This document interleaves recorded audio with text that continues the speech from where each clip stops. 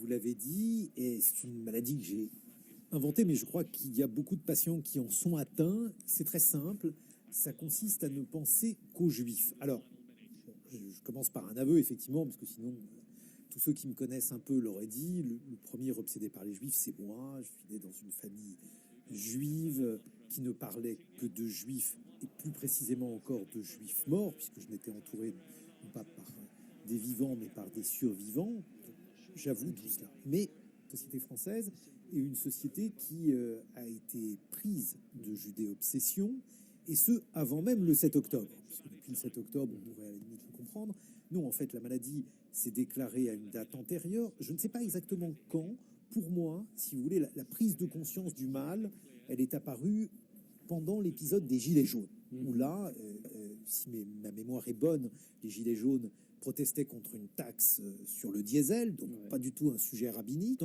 À cette époque-là, on a pu voir naître toute une série de propos pour savoir si, lorsque certains Gilets jaunes demandaient à Alain Finkielkraut de retourner à Tel Aviv, on avait offert ou non à de l'antisémitisme. Bref, un certain nombre d'épisodes où les Juifs sont devenus centraux. Les Juifs, la France insoumise, ça se passe de commentaires. Ils ont fait toute leur campagne des européennes sur un sujet qui n'était ni européen, ni particulièrement de gauche.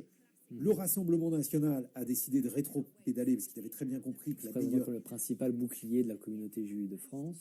Voilà, donc une dédiabolisation radicale en devenant philosémite. Moi, j'ai toujours considéré que le philosémitisme était aussi suspect et aussi problématique que l'antisémitisme.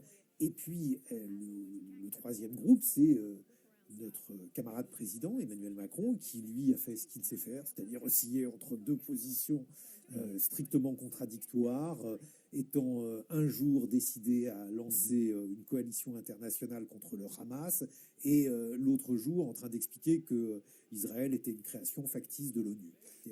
Il faut voir quand même ce qui s'est passé avec Dominique de Villepin. Dominique de Villepin est un homme politique admirable qui a mené une politique de droite, c'est son droit le plus absolu, avec notamment un SMIC jeune qui a été, je crois, l'un des plus beaux moments de manifestation populaire. Et cet homme a réussi à redevenir populaire au point de se penser comme présidentiable et d'être adoubé par un grand nombre d'hommes de gauche uniquement en critiquant violemment, récemment, uniquement en critiquant violemment Israël, et de critiquer Israël. Cet homme, aujourd'hui, est devenu un présidentiable parce que il a réussi à construire un discours hostile à Israël. Voilà exactement où nous en sommes. Communauté juive principale, une en Israël, une aux États-Unis. Il reste 750 000 juifs en Europe. C'est une communauté résiduelle.